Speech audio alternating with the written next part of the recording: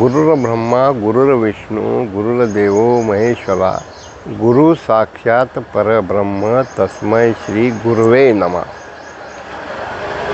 देशातील तमाम माता भगिनी बंधू मित्रहो, 16 सप्टेंबर परमपूज्य विद्यानंद सागर महाराज यांचा अवतरण दिवस, जन्मदिवस। मी माझ्या आयुष्यात अनेक संत महंत लोकांना भेटण्याचा, बोलण्याचा, सहवासाचा योग आला, पण विद्यानंद सागर महाराज म्हणजे खऱ्या अर्थानं ज्यांच्या नावातच विद्या आणि आनंद अशा प्रकारचं एक अलौकिक व्यक्तिमत्व। मी महाराज अनेक पाहिले। श्रीमंताला वेगळी वागणूक, गरिबाला वेगळी वागणूक, सवर्णाला वेगळी वागणूक, पण विद्यानंद सागर महाराज हे एक असं व्यक्तिमत्व आहे की गरिबातला गरीब असेल, श्रीमंत असेल, शिक्षक असेल, प्राध्यापक असेल, डॉक्टर असेल, चेअरमन असेल, आमदार असेल, खरा तो एकची धर्म जगाला प्रेम अर्पावे आणि खऱ्या अर्थानं निराधारांना आधार देण्याचं काम हे सातत्यानं विद्यानंद सागर महाराज करताना दिसतात। बुवाबाजी, भोंदूगिरी यापासून दूर राहून किंवा आपल्या प्रपोगंडातून करोडोची माया जमवून वेगवेगळ्या संस्थान निर्मितीचं चूक न करता मी मेल्यानंतर माझ्या अकाउंटला 100 रुपयेसुद्धा राहता कामा नयेत, एवढं प्रामाणिकपणे। इतराशी मी तुलना करणार नाही, पण बऱ्याच संतांना भक्त हा प्रायव्हेट लिमिटेड असावा आणि भक्तांनाही संत हा आपली जहागिरी समजून वागवायचा प्रयत्न करतात, पण विद्यानंद सागर महाराज हे आपल्या भक्तांना दुसऱ्या संताकडे गेलं तर कधी त्यांना राग येत नाही आणि स्वतः मी सांगतो, मी बघितलं आहे की मानकेश्वर भूमपरंडा असेल किंवा वेगवेगळ्या मंदिराचं, तीर्थक्षेत्राचं जाणं, दर्शन घेणं, हे खरं म्हणजे विद्यानंद सागर महाराज एक आगळं वेगळं व्यक्तिमत्व आहे। एक लेखक आहेत, एक चिंतनकार आहेत, एक स्पष्ट वक्ते आहेत आणि हे सर्व करत असताना सर्वांनाच सकारात्मक दृष्टिकोनातून बऱ्याच वेळा बऱ्याच संत बरेच उपक्रम घेत असताना पेड सर्वंट लावून मार्केटिंग करताना दिसतात, पण विद्यानंद सागर महाराज यज्ञ असेल, कीर्तन असेल, प्रवचन असेल, अहम ब्रह्मास्मी ही भूमिका न घेता प्रत्येकाच देव आहे आणि त्या देवाची साधना आपण देशाचा विचार करत असताना देश हे सुखी, संपन्न, समृद्ध झाला पाहिजे, बळीराजा हा समाधानी राहिला पाहिजे, शेतीत चांगलं उत्पन्न असलं पाहिजे आणि त्या दृष्टिकोनातून त्यांनी लातूरात घेतलेल्या कथा असतील, यज्ञ असतील, बोपल्याला घेतलेली यज्ञ असेल, गातेगावला घेतलेले, आणि बऱ्याच वेळा प्रसिद्धीचा कॅमेरा फक्त आपल्यावर राहावा म्हणून इतर संत महंताला निग्लेक्ट करणं अशी भूमिका असताना विद्यानंद सागर महाराज हे आपल्या यज्ञ असेल, उत्सव असतील, सर्व संत महंतांना बोलवतात आणि कधी काश्मीरला, कधी नगरला, कधी गुजरातमध्ये, म्हणजे अशा प्रकारे सर्व तीर्थक्षेत्राचं पर्यटन करत असताना मी सांगतो, केदारनाथला स्वतः ड्रायव्हिंग करत 11 ते 12 वेळा स्वतः ड्रायव्हिंग करत केदारनाथला जाऊन आलेले आहेत। एक चांगले चालक, चांगला सखा, चांगला बाप, थोरला भाऊ आणि वडीलधाऱ्यांचा चांगला मुलगा, म्हणजे घमेंड नाही, शिवू नका, हात लावू नका अशी भूमिका नाही, सर्वात मिळून मिसळून वागणारे, संताला प्रतिष्ठा देणारे आणि चुकीच्या प्रवृत्तीला पायबंद घालणारे। माझ्याकडे येत असताना असले उद्योग जमणार नाहीत हे ठणकावून सांगायला फार हिंमत लागते। नसता पैसेवाले हे बस तेच जवळचे असतात. राजेश्वररावजी बुके चेअरमन, त्यांनी काही किस्से सांगितले, ते तुम्ही या मुलाखतीमध्ये पाहू शकता. विशाल नगरसेवक, त्यांनीही काही अनुभव सांगितले. मंत्री, त्यांनीही सांगितले. आम्ही परवा मानकेश्वरला गेलो तर तो मुंदडा म्हणून नगरचा एक 20-22 वर्षाचा भक्त तो ड्रायव्हिंग करत होता. म्हणजे कुठंतरी मी कोणतरी आहे, माझ्याकडे पहा आणि बेरफुल व्हा असं नाही. संकटात दिशा देणारे, माझ्या तर दिशादर्शक, मार्गदर्शक एवढंच नाही तर खऱ्या अर्थानं रक्षक असं त्यांचा एक भूमिका आहे. अहम ब्रह्मास्मी हा विचार नाही. आणि सर्व संत महंतांना आणि लाखोच्या उपस्थितीत अद्वितीय नियोजन कसं असावं, मग तो आमचे मंडपवाले अखिनगिरी असतील, आणखीन दुसरे सर्वसामान्य बाळमालक नाथसिंह देशमुख असतील, जात नाही, पंथ नाही, धर्म नाही आणि स्पष्ट वक्तेपणा, कोणाला काय वाटेल याचा विचार न करता. आजकाल संतांमुळं समाजव्यवस्था बिघडत चाललेली आहे. पण खऱ्या अर्थानं विद्यानंद, विद्येचा आनंद मिळाला पाहिजे, लोकाला जगण्यामध्ये आनंद मिळाला पाहिजे, समाधान मिळालं पाहिजे आणि योग्य दिशा आणि माणसाची दशा बदलण्याचं काम हे विद्यानंद सागर महाराज करतात. उद्या 16 सप्टेंबर रोजी त्यांचा जन्मदिवस. त्या जन्मदिवसानिमित्त 15 सप्टेंबरला भजन संध्या आहे. 16ला भरगच्च कार्यक्रमाचं नियोजन केलेलं आहे. पाद्यपूजा वगैरे कार्यक्रम होणार आहेत आणि या कार्यक्रमाला हजारो लोकांचं, भक्तांचं, भंडाऱ्याचा मी बी ठोंबरे यांना अनेक वेळा पाहिलं. अनेक आमदार, रमेशप्पा कराड असतील, विदा कराड असतील, दिलीप देशमुख असतील, अनेक राजकीय, सामाजिक, विचारवंत लेखक, संपादक, पत्रकार आणि प्रसिद्ध्याचा हव्यास नाही. माझी जाहिरात द्या, माझ्या कार्यक्रमाची स्तुतिसुमनं उधळा. खरं म्हणजे मला तो एक छंद आहे. छंद म्हणजे मानसिक समाधान. काही लोकाला दारू पिण्याचा नाद असतो, काही लोकाला तंबाखू खाण्याचा नाद असतो.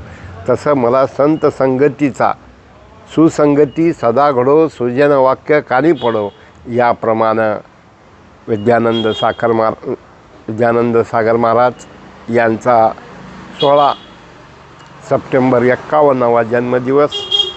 मग त्यांच्याकडं आमचा दगडे असतील, मोरे असतील, देशमुख असतील, मंत्री असतील किंवा असा भेदभाव नाही, किंवा संजय बोरा असतील, अशा सर्व जाती धर्माच्या, गरीब श्रीमंत सर्वांना खरा एकत्र ठेवणारे अशा प्रकारचे एक व्यक्तिमत्व आहे. परमपिता परमात्मा त्यांच्यात आहे, आमच्यात आहे, तुमच्यात आहे म्हणत असताना त्यांना निरोगी दीर्घायुष्य लाभो. त्यांच्या हातून मानवजातीच्या कल्याणाची खूप खूप शक्ती, बुद्धी, सामर्थ्य त्यांच्या हातून मिळो. मराठवाडा नेत्यावर त्यांचं प्रेम आणि आशीर्वाद आहेतच, ते आणखीन वृद्धिंगत हो आणि बद्दर कुटुंब, मराठवाडा नेत्याच्या परिवारावर कवचकुंडल म्हणून त्यांची आशीर्वाद राहोत. फक्त मराठवाडा नेताच नाही, मानव जातीच्या, प्राणीमात्राच्या कल्याणाचं काय ज्या पद्धतीनं आपण जे गीत म्हणतो किंवा जी भक्तिगीत म्हणतो, काय ओंकार स्वरूप असेल किंवा आणखीन कोणते असतील, तर त्या सर्व गोष्टीचा विचार करत असताना आम्ही आमचं भाग्य समजतो की लातूर तालुक्यातील गातेगाव, बोपला या पंचक्रोशीमध्ये त्यांचं सातत्यानं वास्तव्य असतं. अत्यंत स्पष्ट वक्तेपणा, निर्भीडपणा, शिस्त, मौन अशा एक अनेक बहुआयामी व्यक्तिमत्व म्हणून मी त्यांच्याकडं पाहतो. त्यांना अनेक लोकांच्या मुलाखतीही मी काल घेतलेल्या आहेत, त्याही यानंतर तुम्ही पहा. आणि प्रभू परमात्मा त्यानंतर विद्यानंद सागर महाराजांचं ही वाढदिवसानिमित्त, प्रगट दिवसानिमित्त त्यांचा जो संदेश आहे तोही आम्ही याला लागूनच घेत आहोत. मराठवाडा नेता यूट्यूब सबस्क्राईब करा, शेअर करा, लाईक करा, अधिकात अधिक लोकांपर्यंत पाठवा. चांगले विचार अधिकात अधिक लोकांपर्यंत गेलं पाहिजे. भांडणं, मारामाऱ्या, बलात्कार, खून हे आपल्याला ऐकायला बरं वाटतं, पण सुविचार, सद्विचार, आपण म्हणतो ना, सुसंगती सदा घडो, सुजन वाक्य कानी पडो, त्या प्रकारे आम्ही जाणीवपूर्वक हा यूट्यूबवर टाकत आहोत. यूट्यूबवर हे लाँग टर्म जगाच्या कानाकोपऱ्यात लोक पाहू शकतात. त्यांच्याकडं लाखो भक्त आहेत आणि ते जातपात, मी पाहिलं की जातपात अमकं तमकं काहीही नाही. नियोजन कसं असावं. लातूरमध्ये त्यांच्या भाविक भक्तांनी जी शोभायात्रा काढली होती, अद्वितीय अभूतपूर्व अशा प्रकारची शोभायात्रा. कधी वाटतं आहे जिथं पिकतं आहे तिथं विकत नाही, पण अशा प्रकारचं आपल्याच भूमीत एक महान तपस्वी, योगी आणि एक शक्ती केंद्र म्हणून मी त्यांच्याकडं पाहतो. ओम शांती शांती शांती. दिनांक 16 सप्टेंबरला परमपूज्य विद्यानंदजी सागर महाराज अध्यात्म आश्रम गातेगाव यांचा वाढदिवस आपण साजरा करतो. सन 2007 पासून परमपूज्य बाबाजींना मी पाहतो, पण प्रत्यक्ष ज्यावेळी आमच्या बोपला गावी महायज्ञाचं आयोजन करण्यात आलं 2014-15मध्ये, आणि त्या सहवासामधून जो संपर्क, त्यांचा सहवास आम्हाला मिळाला आणि सोबत राहण्याची संधी मिळाली, आणि हळूहळू आमच्या जाणीवा रुंदावत गेल्या, आमची समज वाढत गेली, आणि तेव्हापासून आजपर्यंत काही गोष्टी आमच्या लक्षात आल्यामुळं मोठ्या उत्साहामध्ये हा कार्यक्रम ग्रामस्थाच्या वतीनं, सर्व भक्ताच्या वतीनं बोपला या ठिकाणी आयोजित केलेला आहे. तसं पाहिलं तर आजच्या बाजारामध्ये मोठ्या प्रमाणात तुम्हाला गुरु दिसतील, स्वयंघोषित गुरु दिसतील, आणि सतत लोकांना फसवत असलेले पण दिसतील. पण बऱ्याच दिवसानं सोबत असल्यामुळं लक्षात आलं की सत्यवचन बोलणारे आणि सत्य आचरण करणारे असे गुरु आमच्या संपर्कात आले. हे आमचं पहिलं भाग्य मानतो. त्यांनी आम्हाला सोबत राहण्याची संधी दिली, हे पण आमचं भाग्य मानतो. आजच्या परिस्थितीमध्ये आपण पाहतो आहे की वेगवेगळ्या प्रकारे लोकांच्या मनामध्ये वेगवेगळ्या शंका निर्माण करून कशा प्रकारे त्यांना गंडवलं जातं. आमच्या बाबांजींचं मत आहे की बाबा, तू भविष्य जाणून करणार काय? ठीक आहे, एखादा माणूस तुला उद्याचं भविष्य सांगत असेल, पण त्याचा तुला नेमका फायदा काय? आणि तेच होणार आहे तू आज जे करतोयस. तुझं जे काही कर्म असेल, आज जे तू पेरतोयस ते उद्या नक्की उगवणार आहे. त्याच्यामुळं तुझं कर्मशुद्ध असावं, तुझं जीवन चारित्र्यपूर्ण असावं, आणि जवळजवळ त्यांच्या आश्रमामध्ये येणाऱ्या सगळ्या लोकांकडून त्यांच्या अपेक्षा फक्त इतक्या असतील की त्यानं चारित्र्य संपन्न व्हावं, त्याच्यामध्ये सद्गुणाचा विकास व्हावा, बाकी सर्वाकडं पाहण्याची त्याची दृष्टी ही चांगली व्हावी, आणि सर्व प्राणीमात्रावर माझ्या शिष्यांची, माझ्या भक्तांची दया असावी, या भूमिकेतून या ठिकाणी त्यांच्यासोबत राहिल्यामुळं अशा पद्धतीचं वातावरण किंवा अशा पद्धतीची त्यांची मतं माझ्या लक्षात आली. नमस्कार, मी विशाल हनुमंतराव जाधव, माजी नगरसेवक, महानगरपालिका लातूर. आज बोलण्याचा जो योग आला आहे, तर त्याचं कारण म्हणजे परमपूज्य बाबाजींचा 16 सप्टेंबर रोजी वाढदिवस असतो. त्या वाढदिवसानिमित्त आपले बद्दर साहेब यांच्या चॅनलवरती मला बाबाजींना वाढदिवसाच्या शुभेच्छा देता आल्या, त्याबद्दल सर्वप्रथम मी बद्दर साहेबांना धन्यवाद देऊ इच्छितो. बाबांबद्दल सांगण्यासारखं खूप काही आहे. ते फक्त 5 ते 10 मिनटामध्ये त्याचं वर्णन करताच येणार नाही, परंतु बाबाजींच्या सानिध्यामध्ये 13-14 पासून मला येण्याचा योग आला. बाबाजींनी पूर्ण महाराष्ट्रामध्ये आजपर्यंत 18 यज्ञ पूर्ण केलेत. त्या यज्ञापैकी काही मोजक्या यज्ञाचा मला आणि माझ्या सर्व गुरुबंधूंना साक्षीदार होता आलं. तर त्यापैकी बोपला असेल, गातेगाव असेल, बोरगाव असेल, लातूर असेल, या काही मोजक्याच महायज्ञ झाले. त्यामध्ये मला त्याचा साक्षीदार होता आलं. तर खरंच मी स्वतःला भाग्यवान समजतो. त्याचं कारण असं आहे की आज आपण या धावपळीच्या युगामध्ये पाहता की धर्माच्या नावाखाली लुबाडणारे कितीतरी तुम्हाला धर्मगुरू भेटतील. या धर्माच्या नावावरती काय काय चालू आहे, काय नाही, कित्येक संत, कित्येक महात्मे आपल्याला नेहमी टी व्हीवरती कोणत्या ना कोणत्या प्रकरणामध्ये, कोणत्या ना कोणत्या आर्थिक ह्याच्यामध्ये तुम्हाला अडकलेले किंवा फसवणूक केलेले तुम्हाला नेहमी पाहायलाच भेटतात. परंतु बाबाजींच्या मी जवळपास 10 ते 12 वर्ष झालं सानिध्यात वावरत असताना मला असं कुठंही मनामध्ये तर माझ्या कधी संदिग्धता निर्माण झाली नाही की आपण कुठं फसत चाललो आहे का. तर मला दररोज एक नवीन असा अनुभव येत गेला की बाबाच्या सानिध्यात राहिल्यानंतर पहिल्या काही काळामध्ये मी 10 दिवसाला येत होतो, महिन्याला येत होतो, 2 महिन्याला येत. परंतु आज अशी अवस्था आहे की दिवसातून एक वेळेस तरी बाबाजींचं दर्शन कसं होईल. तर ह्याच्यावरून मला एवढंच सांगायचं की 10 वर्षानंतर आज बाबाजींचं नातं हे एक, बाबा जसं आम्हाला पुत्रव्रत प्रेम करतात तसं आम्हाला सुद्धा ते वडिलांसारखंच म्हणजे बाबा जाणवतात. छोट्या छोट्या गोष्टीमध्ये बाबांची आठवण होते. काही गोष्टी करायच्या असतील तर आम्ही बाबांना, जसं आपण घरातल्या मंडळींना विचारतो, आईवडिलांना विचारतो की बाबा मला ही गोष्ट करायची आहे, तसंच बाबांचा आणि आमचा संबंध तसंच. बाबा आम्हाला सर्व मित्रासारखं वागवतात.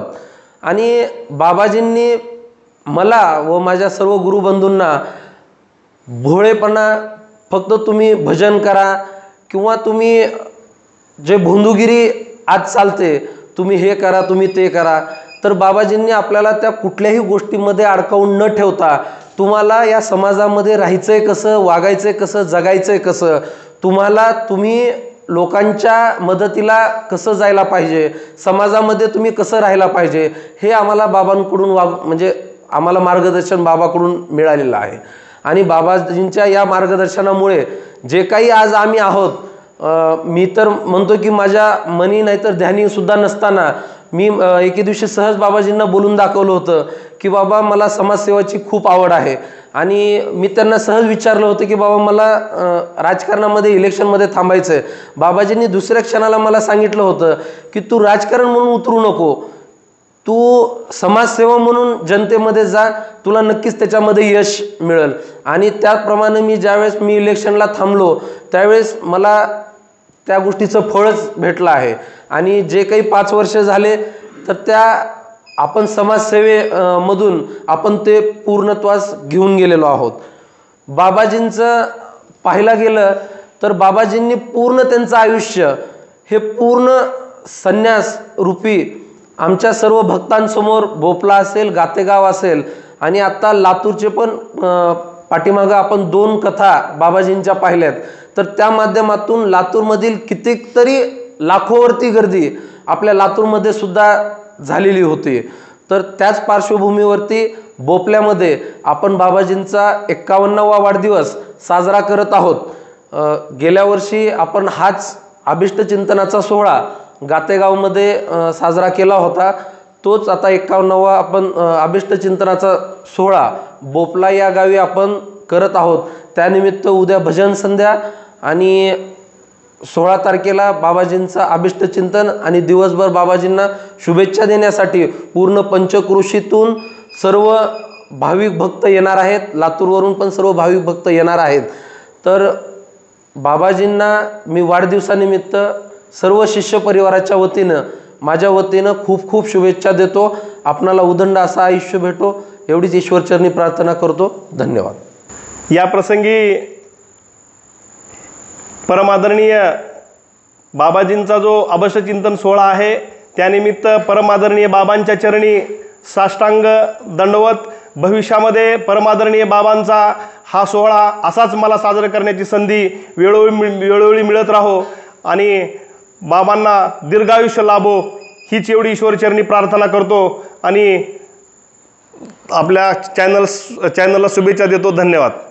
नमस्कार, मी बिभीषण विश्वनाथ जाधव, राहणार भंडारवाडी. परम आदरणीय बाबा यांचा उद्या 16 तारखेला जो अभिष्टचिंतन सोहळा आहे त्यानिमित्त गातेगाव येथे भव्यदिव्य असा बोपला येथे भव्यदिव्य असा कार्यक्रम आयोजित केलेला आहे.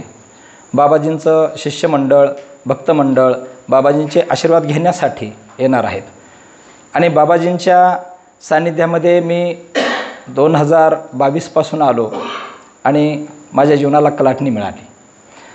बाबाजींचं एक ब्रीद आहे, सत्य संकल्पाचा दाता नारायण. बाबाजी जे बोलतात ते जगतात आणि सत्य तू सत्य तू सत्य तू ईश्वर या त्यांच्या मुखातून, त्यांच्या वाणीतून आम्ही जे ऐकतो आणि त्यांच्या प्रवचन सोहळ्यामधून, त्यांच्या कथामधून आम्ही जे ऐकतो ते आम्ही कुठेही याच्यापूर्वी अनुभव केलेला नाही. बाबांचं हमेशा एकच असतं की ईश्वर कुठे आहे, तर ईश्वर तुझ्यात आहे. तू स्वतःतला ईश्वर ओळख आणि त्या पद्धतीनं वाग. आणि बाबा नेहमी सांगत असतात की माझ्या शिष्यामुळे माझंही जीवन कलंकित होऊ नये आणि तुमचंही माझ्यामुळे जीवन कधी कलंकित होऊ देणार नाही, अशा पद्धतीनं जगा. आणि त्या पद्धतीनं आम्ही जगण्याचा प्रयत्न करतो. आशुतोष भगवान महादेवाच्या चरणी अशी विनंती करतो की माझे गुरुवर्य परमपूज्य बाबाजी यांचं उदंड आयुष्य, यांना उदंड आयुष्य मिळो अशी ईश्वरचरणी प्रार्थना करतो. धन्यवाद. नमस्कार, मी संतोष दत्तू दगडे पाटील, राहणार टाकळी. मी 2014पासून बाबाच्या सान्निध्यात आलो. माझं एक भाग्य असं समजतो, ज्या शाळेत शिक्षण झालं माझं 5वी ते 7वी आणि 9वी ते 10वी, त्याच ठिकाणी आज बाबाजीचा वाढदिवस करायला मला दुसरं भाग्य मिळालं. किंवा ज्या शाळेमध्ये, ज्या जागेमध्ये मी शिक्षण घेतलं आणि त्याच जागेमध्ये बाबाजीचं सेवा करायला भेटते, बाबाचे कार्यक्रम ऐकायला भेटतात. आणि 2014मध्ये बोपला गाव माझं शिक्षण झाल्यामुळं 2014ला बाबाजीचं इथे यज्ञ झाला. या यज्ञेमध्ये मी सुरुवातीला जोडलो गेलो आणि ह्या यज्ञेमध्ये मला बाबाजीला बघता आलं आणि ऐकता आलं. त्याचा अनुभव सांगायचा म्हणजे मी तसा चळवळीतला कार्यकर्ता, मला ही धार्मिक ह्या गोष्टी काही माहिती नव्हत्या. आणि 2014ला बाबाजीचं जे ऐकलं, जे स्वाद घेतला आणि इथं काम करायला पण भेटलं. मी त्या क्षणी 2014ला शेवटचं कीर्तन झालं आणि महाप्रसाद झाला. त्या महाप्रसाद फक्त 2 तासामध्ये 2 तासात 30 ते 35 हजार पब्लिक जेवण केले. ही मला आश्चर्य वाटलं आणि त्या दिवशीपासून मी बाबाचा शिष्य झालो. 2014 ते 2019पर्यंत मी 19ला मला बाबाजीनं दीक्षा दिली. मी खरा शिष्य 2019ला झालो. दुसरं सांगायचं, आम्ही तर आता दररोज आमचे गुरुबंधू सगळेच असतील, 4 दिवसाला, 2 दिवसाला, 8 दिवसाला बाबाजीच्या सान्निध्यात असतोच. बाबाजीचं मार्गदर्शन मिळतं आणि ह्या मार्गदर्शनमध्ये जे आमच्या दैनंदिन जीवनामध्ये वयाप्रमाणे जी चुका घडणाऱ्या होत्या ते आमच्या चुका पूर्ण थांबल्या असं मला तर वाटतं आहे. आणि आम्हाला एक कसा माणसाचा जीवन घालवायचं आणि कसं समाजात वागायचं हे बाबाजीच्या सतत सान्निध्यात राहिल्यामुळं हे कळून आलं. 100% कळालं नसेल पण प्रयत्न आम्ही 100% करतो. ज्यावेळेस आम्हाला काय आमच्या हातातून किंवा आमच्या बुद्धीत काय जर चुकीचं आलं असलं तर 1 सेकंदात आम्हाला बाबाजी आठवतात. हे सगळ्यात आमच्यासाठी भाग्याची गोष्ट आहे. दुसरं सांगायचं, बाबाजीचा अनुभव 26 जुलैला आम्हाला योग आला बाबाजीच्या सान्निध्यात केदारनाथ आणि बद्रीनाथ जाण्याचा. सगळेच म्हणजे दिवस पावसाळ्याचे होते. बरेच आम्हाला म्हणायचे कशाला जातो, केदारनाथ अडचणीचं आहे, पाऊस पडायला लागला, दरी कोसळल्यात. आम्ही 26 जुलैला इथून गेलो. 27 जुलैला केदारनाथ बद्रीनाथला चालू झालं चढायला. 1 तारखेला आम्ही बद्रीनाथ करून आलो. बाबाजीनं आम्हाला त्या 4 दिवसामध्ये 3 वेळेस तरी आम्हाला अनुभव बोलत बघा रे आपण इथून फक्त खाली जाऊ. मला केदारनाथ बंद होईल असं वाटायचं. मग त्यांनी म्हणले किंवा आम्हाला तुम्ही चांगल्या गुरुसोबत आलात त्याच्यामुळं तुम्हाला सुखरूप न्यायची जिम्मेदारी माझी आहे. आणि खरंच असं झालं की आम्ही 1 तारखेला खाली या 30-40 किलोमीटर अगोदर असतानाच आम्हाला गावाकडून फोन आले की कुठं आहेत तुम्ही. आम्ही म्हणलं की आम्ही खाली उतरतो. नाही, केदारनाथ बंद पडलं. आमचं भाग्य समजतो. आम्हाला ह्याच्यापेक्षा मोठा क्षण कुठंच येणार नाही असं तर मला वाटतं आहे. कारण केदारनाथ बद्रीनाथ आपल्या भारतामधलं सगळ्यात सर्वोच्च देवस्थान मानलं जातं. केदारनाथ ही ज्योतिर्लिंग आहे, बद्रीनाथ ही धाम आहे. ही बाबाच्या सान्निध्यात आम्हाला ही दोन्हीही देव करता आले. ही सगळ्यात माझं तर म्हणतो की माझ्या आयुष्यातलं सगळ्यात मोठं क्षण बाबाजीमुळं झालेलं आहे. ह्या निमित्त आज उद्या परवा दिवशी 16 सप्टेंबर आहे, बाबाजीचा वाढदिवस. या वाढदिवसाला शुभेच्छा देणं शिष्याचं काम नाहीत, पण बाबाजीला सगळ्या शिष्य गुरुबंधूच्या तर्फे शुभेच्छा देतो आणि मी थांबतो. नमस्कार, मी उमेश त्र्यंबकप्पा गारठे, राहणार घाटनांदूर, हल्ली मुक्काम लातूर व्यवसायानिमित्त. मी बाबाच्या संपर्कात माझ्या व्यवसायाच्या रूपानंच आलो. म्हणून गुरुकृपा पेवर्स अँड टाईल्स परिवारातर्फे बाबांना वाढदिवसाच्या कोटी कोटी शुभेच्छा. नमस्कार. ओम नमो नारायण. मी बालाजी मोहनराव घाडगे, लातूर. बाबाच्या सान्निध्यामध्ये 7 ते 8 वर्षापासून आहे. बाबामुळे माझ्या जीवनामध्ये भरपूर काही बदल झालेले आहेत. आज वाढदिवसाच्या निमित्ताने बाबांना कोटी कोटी शुभेच्छा. परम पूज्य बाबाजींना वाढदिवसाच्या हार्दिक शुभेच्छा. क्या कहे और क्या ना कहे, क्योंकि कुछ समय पर बोलने जाए तो तुलनात्मक विचार आकर के मेरे मुख से वो मुझे अच्छा नहीं लगेगा, क्योंकि दूसरे साधु का ऐसा, बाबाजी का वैसा तुलनात्मक बोलना मुझे थोड़ा अच्छा नहीं लगता. इसलिए मैं वो ज़्यादा ना बोलते हुए बाबा जी के इस अवतरण दिवस के अवसर पर मैं भगवान से यही प्रार्थना करता हूँ कि बाबा जी को भगवान उदंड आयु दे, दीर्घ आयु दे और निरोगी उनका शरीर रखे, और हमको बाबा जी का मार्गदर्शन, बाबा जी का सहवास, क्योंकि हम लोगों को वो बहुत ज़रूरी भी है. कहते हैं कि साधु की संगति, जिस प्रकार षड्विकार है वो महारोग की तरह है. काम, क्रोध, लोभ, मोह, मद, मत्सर, ये षड्विकार है. काम, ये जैसे डायबिटीज़ किसी को हो जाए, एक बार डायबिटीज़ शुगर हो गया तो हम कभी ऐसा देखा है कि जिसको शुगर हो गई और हमेशा के लिए ख़त्म हो गई. आज की डेट में तो वैसा कोई दिख नहीं रहा है. वैसे ही ये षड्विकार है, हर किसी व्यक्ति के शरीर में है ही है. जैसे वो कम ज़्यादा हो जाए तो इस समाज की अपने गालों पर चपराक पड़े बगैर नहीं रहती है, जब भी कभी ज़्यादा हो जाए. तो वैसे ही सच्चे साधु की संगति में जब हम रहते हैं, ये उसकी दवाई है. जैसे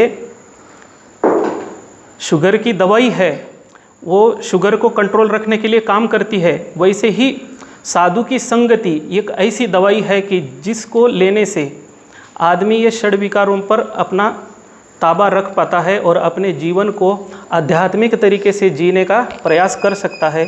इतना बोल करके और बाबा जी को जन्मदिन की शुभकामनाएं देते हुए अपनी वाणी को पूर्ण विराम देता हूँ. ओम नमो नारायण. नारायण नारायण. आज 14 सप्टेंबर, वार शनिवार. येणाऱ्या 16 सप्टेंबरला आमचे सर्व भक्त परिवार, शिष्यगण माझा जन्म उत्सव मोठ्या आनंदाने साजरा करत असतात. आणि त्याच परंपरेनुसार आज येणारा 16 तारखेचा उत्सव हा बोपला येथील आश्रमामध्ये साकार करण्यात आलेला आहे. वास्तविक पाहता यूट्यूब चॅनल मराठवाडा नेता यूट्यूब चॅनल याचे संपादक गेले 2007 म्हणजे जवळजवळ 18 वर्षापासून माझ्याशी नितांत स्नेहपूर्ण जुळलेले रामेश्वरजी बद्दर, तेव्हा त्यांच्या 4 पानांचा पेपर होता, आज तो 8 पानांचा पेपर आहे, 12 पानांचा पेपर आहे. म्हणजे त्यांची ही उत्कर्षाकडे दिशा दिली आणि तेवढंच उत्कर्षाचं प्रेम त्यांनी मलाही दिलं. मलाच नव्हे परंतु रामेश्वर बद्दर यांनी या परिसरातल्या, मराठवाड्यातल्या नाही तर संपूर्ण महाराष्ट्रातल्या बाहेर मध्य प्रदेश असतील, राजस्थान असतील, हरिद्वार, तिकडच्या सर्व मोठमोठ्या संत महंतांना ते नावानिशी आणि प्रत्यक्ष दर्शन करून ओळखतं. असे रामेश्वर बद्दर यांचे धन्यवाद जे आज इथं आले. दुसरी गोष्ट, या ठिकाणी उपस्थित सर्व माझे शिष्य, माझे परम आदरणीय स्नेही स्वामी बालकानंद गिरी, साई शुगरचे चेअरमन राजेश्वरजी बुकळे, हरिमंत्री सिद्धराम जाधव, विशाल जाधव, पुरुषोत्तम, गोविंद मुंदडा, उमेश गारठे, ब्रह्मानंद लोमटे, संतोष दर्डे, आपला चेतन सदापुले, बिभीषण जाधव, अभिजित मगर, हे सर्व माझे शिष्य बसले. वास्तविक पाहता माझी प्रत्येकाला जीवनामध्ये जीवन जगत असताना माझी इच्छा आहे, 27 वर्षाचा माझा अनुभव असा म्हणतो की तुम्हाला मंत्र म्हणणाऱ्या ओठांपेक्षा कार्य करणाऱ्या हातांची भक्ती जास्त श्रेष्ठ असते. एखाद्याने मंत्र म्हणून घेतले परंतु ज्याला मंत्र म्हणता येत नसतील त्याने कार्य जर केलं तर मंत्र म्हणणाऱ्यापेक्षा त्याचे कार्य श्रेष्ठ असतं. म्हणून माझे कायम 27 वर्षापासून माझ्या समस्त शिष्यांना माझी सूचना असते की माझ्या मित्रांनो, भगवान ढूंढना आसान नहीं मेरे दोस्तों, इंसान बनना जरूरी है. की हे माझ्या बालमित्रांनो, लहानपणापासून हे माझ्याजवळ आहेत. विशाल 12वीत असताना माझ्याजवळ आहे. ते ब्रह्मानंद 14 वर्षापासून माझ्याजवळ आहे. अभिजित 9वीत असताना माझ्याजवळ आहे. हे सर्व माझे बालमित्र झाल्यासारखे. आणि तेव्हापासून हे घडत आता पहा, आश्रमाच्या बाहेर 4थीचे मुलं शाळा सोडून माझ्याजवळ मुक्कामाला आलेले आहेत.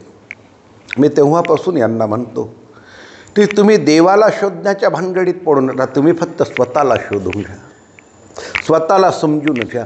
तुमच्यामध्ये एवढी ऊर्जा आहे की तुम्ही जिथं म्हणाल तिथं देव तुमच्यासाठी उभा राहू शकतो. कारण पुंडलिकासाठी परब्रह्म पांडुरंग पंढरपूरमध्ये विराजमान झाले, आपला इतिहास आहे.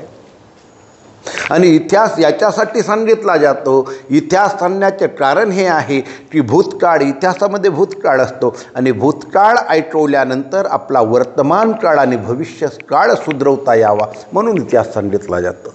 म्हणून आमचे वेदशास्त्र पुराण हे आम्हाला इतिहासच्या माध्यमातून, श्रुती असतील हे आम्हाला इतिहास सांगतात, आमच्या प्राचीन कथा देतात आणि त्याच्यामधून आमचे वर्तमान जीवन कसं व्हावं हे सुधरवतात. म्हणून माझी प्रत्येकाला सूचना असते, आजच्या जगामध्ये पहा, तुम्हाला प्रत्येक ठिकाणी शॉर्टकट पाहिले जाईल, प्रत्येक ठिकाणी शॉर्टकट असे तत्ववेत्ते लोक तुम्हाला दिसतील. यूट्यूबच्या माध्यमातून माझ्या आजपर्यंत मला फेसबुक नाही, मी कधी चुकूनही बळजबरीत अशी मुलाखत वगैरे देण्याची माझी सवय नाही, मला ते आवडतही नाही. परंतु बद्दरजींच्या आग्रहास्तव मला ते करावं लागतं. आजपर्यंत कधी मला फेसबुक, इंस्टाग्राम असं मी कुठल्याही पद्धतीच्या सोशल मीडियावर नाही. कारण मला माहिती आहे सत्य पचवणं फार अवघड आहे आणि माझ्या तोंडून प्रत्येक शब्द सत्य निघेल.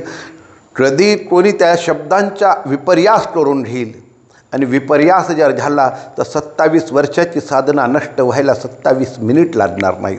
म्हणून ती भौतिक आणि खोटी प्रतिष्ठा मिरवण्यापेक्षा माझ्या साधनेला पूर्ण कशी करता येईल ह्या प्रयत्नात मी असतो. म्हणून माझ्या राजांनो, इथं बसलेल्या प्रत्येक माणसाला वाटतं प्रत्येक माणूस वेगवेगळ्या क्षेत्रातला तज्ज्ञ असतो. तुम्ही बाहेर फिरता, व्यवहारामध्ये बाहेर आपण जाताना असे तत्त्वज्ञानी लोक भेटतील. कोणी तुम्हाला जन्म मृत्यूच्या गोष्टी सांगतो, तुम्ही व्यवहाराच्या गोष्टी सांगतो, कोणी अध्यात्माच्या गोष्टी सांगतो. ते ऐकून, ते शब्द ऐकून आपण प्रभावित होतो. ते शब्द ऐकून प्रभावित होतो, पण सांगताना तो सांगणाराही विसरतो आणि ऐकणाराही विसरतो की तुम्ही फक्त शब्दांची देवाणघेवाण करायले. आणि शब्दांची देवाणघेवाण म्हणजे ज्ञान नाही. ज्ञानाचा अर्थ आहे आत्मानुभूती. ज्ञानाचा अर्थ आहे आत्मानुभूती. आणि त्याच्यात तो शब्द फेकतो, तुम्ही शब्द झेलता, तो हृदयातनं नाही, तो कंठातनं फेकतो. तुम्ही कंठापर्यंत त्याचा स्वीकार करताना बाहेर फेकून देता. म्हणून मेळ लागत नाही. माझ्या जीवनामध्ये माझा सिद्धांत आहे, सत्य संकल्पाचा दाता नारायण. तुम्हाला देव शोधता आला नाही काही अडचण नाही, तुम्हाला संत बनता आलं नाही काही अडचण नाही, पण मरेपर्यंत जर तुम्ही एक सज्जन माणूस बनून मेले तर पुढच्या जन्मी कदाचित तुम्ही संत बनून जन्माला नक्की याल. तुम्ही संत नक्की बना. संत म्हणजे काय है? संत म्हणजे काय? संत वही होता है जिसके जीवन में कोई तंत नहीं, उसी का नाम संत होता है. ज्याच्या जीवनामध्ये कुठलाही गुंता नसतो, ज्याचे जीवन चष्म्याच्या काचसारखं आरपार दिसतं, जो बाह्यरंग ज्याचा जसा आहे तसाच अंतरंग आहे, तो संत असतो. त्याला आपण संत म्हणतो ना, बरोबर. त्या संताचे जीवन गुंतागुंतीचे असतं. तो दिसायला वेगळा दिसतो, मध्ये राहायला वेगळा राहतो, तिकडे गेल्यावर वेगळा राहतो, असं असतो का संत. आणि तसा जर संत राहत असेल तर मग तसा जर संत राहत असेल तर संतच संत आहेत जिकडे तिकडे. पण संत तसा नसतो. जे का रंजले गांजले त्यासी म्हणे जो आपुले, साधू तोची ओळखावा देव तेथेची जाणावा. संत तो आहे जो रंजलेले गांजलेले दीन दुबळे घेऊन चालण्याच्या, प्रत्येकाच्या दुःखामध्ये दुःख मानणारा, प्रत्येकाच्या सुखामध्ये सुख मानणारा, हा भाव ज्याच्यामध्ये असतो त्याला आपण संत म्हणतो. बरोबर. संत म्हणजे फक्त हे नाही की मी भटवे कपडे घालून आलो म्हणजे मी संत झालो. हो, संतासाठी गणवेश महत्त्वाचा नाही, संतासाठी गुणवेश महत्त्वाचा असतो. कपड्यांनी काय, कपड्यांना शाळेमध्ये गेल्यावर एखादा युनिफॉर्म असतो, बरोबर, प्रत्येकाचा युनिफॉर्म असतो. म्हणून कपड्यांवरून संताची ओळख होत नाही, संतांची ओळख गुणांवरून होते. म्हणून मी कायम म्हणतो, संत की पहचान कपडों से मत करो, उनके गुणों से करो. म्हणून आज या निमित्ताने खूप काहीतरी माझ्याकडे बोलण्यासाठी खूप आहे. आताच माझे ठरवलं माझ्या शिष्यांनी की बाबा तुम्ही आजारी असता सारखे, परंतु पहा तुमच्याकडे एवढं काही भांडवल आहे, आम्ही कोणी पचवलं तर नाहीच नाही, पण हे असंच राहील का. मग शेवटी मीच एके दिवशी त्यांना सल्ला दिला की बाबांनो, तुम्हाला जर ही असेल की तुम्ही पण माझ्यासमोर काही करू नका. तुम्ही एक यूट्यूबवर एक किंवा मोबाईलमध्ये माझ्या वेगवेगळ्या विषयांच्या व्याख्या मला विचारायला येतात. तुम्ही ते विषय माझ्याजवळ आणा, मी त्या विषयांवर 1 तास अर्धा तास विश्लेषण करेल आणि भविष्यात जेव्हा मी या जगात नसेल तेव्हा ते सर्व बाहेर काढायचं. पण मी असताना ते जर काढत असाल तर बंद आहे. याचे कारण काय आहे? कारण आम्हाला आमच्या समाजामध्ये जो माणूस सत्य बोलायला लागतो तो तुमचा दुश्मन बनून जातो. तुम्हाला तुमची प्रशंसा करणारा माणूस पाहिजे, तुमची स्टेजवरून तुमची प्रशंसा करणारा शिष्य पाहिजे. बद्दरजी पहा, माझ्या सर्व शिष्यांनी एवढा महायज्ञ केला खर्च करून, पण तुम्ही पाहिलं, तुम्ही संपादक आहात, कोणी लक्षात आलं की हे पुढे आहेत का ते पुढे आहेत? कोणीसुद्धा तुम्हाला लक्षात नाही आलं. तुम्ही स्वतःच मला म्हणले, महाराज तुम्ही आमची परंपरा संपून टाकली, कारण इथं पत्रकारांचा सत्कार होत होता, राजकीय लोकांचा सत्कार होत होता. माझ्या कोणाची भावना दुखवणे माझा हेतू नाही. माझा हेतू हा आहे, धर्म कार्य जर करायला निघायचे असेल तर बाह्यरंग लपवावा लागेल. आणि जर तुम्ही बाह्यरंगाची प्रशंसा करायला लागले तर तुमच्या अंतरंग कायम दुर्गंधीत राहील. एवढी गोष्ट ध्यानात ठेवा. बाह्यरंगाला किती बी सजवा, अंतरंगाला काय करायचं? बरोबर. शरीर नाश झाला का दुर्गंध येणारच आहे त्याच्या. बाहेरून किती बी अत्तर मारा. तसं आहे जीवनामध्ये. हो, तुमचे जीवन बाहेरून जरी एखाद्या ठिकाणी गरिबी असेल, कपडे फाटलेले असतील, मडलेलं शरीर असेल, घामाने अंग भरलेलं असेल, काही अडचण नाही, पण तुमच्या अंतरंगाची ती सुगंधित आहे.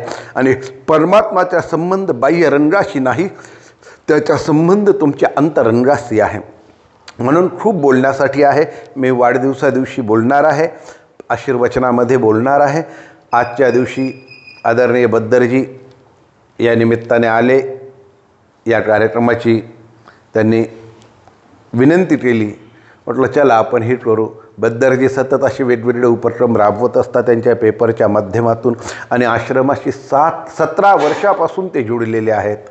17 वर्षामध्ये बद्दरजी एक, मला असं वाटतं बद्दरजी एक असं व्यक्तिमत्व आहे ज्यांनी चांगलं काय केलं तेही सांगायला मागे पाहत नाही आणि चुकीचे काय घडलेलं माझ्या हातून ते बी सांगायला मागे पाहत नाही. रामेश्वर बद्दर स्वतःचे दोषसुद्धा मांडायला सर्वात पुढे उभा राहतो की बाबा माझ्या हातून असं झालेलं आहे आणि स्वतःचे दोष मांडायला ताकद लागते. माझ्या राजांनो, रामेश्वर बद्दल मला असं वाटतं मी एकमेव साधू आहे ज्याला रामेश्वर बद्दर म्हणतो की बाबा मी माझ्या उत्पन्नातले 2% 4% काही बी उत्पन्न मी तुम्हाला दान करेल. हे मला वाटतं की त्यांच्या जीवनात अनेक संत आले असतील, पण हे वाक्य बोलण्यासाठी कदाचित त्यांनी हे वाक्य माझ्याच जवळ बोलले असतील असाही मला विश्वास आहे. कारण तेही माझे जीवन पाहता. याचा अर्थ मी काय करेल यांच्या धनाचं, पण त्यांनी ते स्नेह, त्यांनी पाहिलं माझे जीवन, 17 वर्ष पाहिलं आणि कधी कधी तर महिन्यातनं 4 वेळा माझ्याजवळ जेवायला असता, बसायला असता 2-2 तास. म्हणून तुमच्या सर्वांची, तुम्हाला बाहेर लोक तुमची किती प्रतिष्ठा प्रतिष्ठा करता ते महत्त्वाचे नाही. तुम्ही ज्या परिसरात आहेत, तुम्ही जिथं आहेत तिथला समाज तुमच्याशी किती जुडतो, त्या समाजामध्ये तुमचे मूल्य काय आहे त्याच्यावरून तुमचे मूल्य ठरणार आहे. म्हणून बद्दरजी या निमित्ताने आले. त्यांच्या यूट्यूब चॅनलचे खूप खूप आभार मानतो आणि अनंत अनंत साधुवाद देतो. त्याचबरोबर माझ्या सर्व शिष्यांच्या जीवनामध्ये नवक्रांती निर्माण व्हावी, त्यांच्या जीवनामध्ये आत्मीय प्रसन्नता आणि प्रसन्नतेचा उत्कर्ष व्हावा, एवढा साधुवाद देतो. परंतु ते माझ्या बोलून होणार नाही, त्या माझ्या रस्त्यानुसार त्यांना चालावं लागेल, तेव्हा तो उत्कर्ष होईल. आणि भविष्यामध्ये यांच्या पाय त्या दिशेने चाललेला आहे. मी त्यांच्यावर नाराजही होतो, प्रसन्नही होतो, पण त्यांच्या पाय मी जसा मार्ग दाखवला त्या दिशेला हळूहळू चाललेला आहे, म्हणून मी समाधानी आहे. एवढे बोलतो. आणि माझ्या अभिष्टचिंतना सोहळा प्रसंगी सर्वांनी मोठं आयोजन केलं. माझ्या शिष्यांचे धन्यवाद मानणं म्हणजे त्यांच्या कार्याला कमी लेखणं असं होईल, म्हणून मी त्यांना, त्यांचं कर्तव्य होतं, त्यांनी त्यांचे कर्तव्य केलं. मी त्यांना खूप खूप साधुवाद देतो. प्रत्येक वर्षाला माझे मित्र बालकानंदजी दर वर्षाला येतात, त्यांचेही खूप खूप आभार मानतो. आणि तुम्हा सर्वांचे आभार. ओम नमो नारायण. ओम नमो नारायण.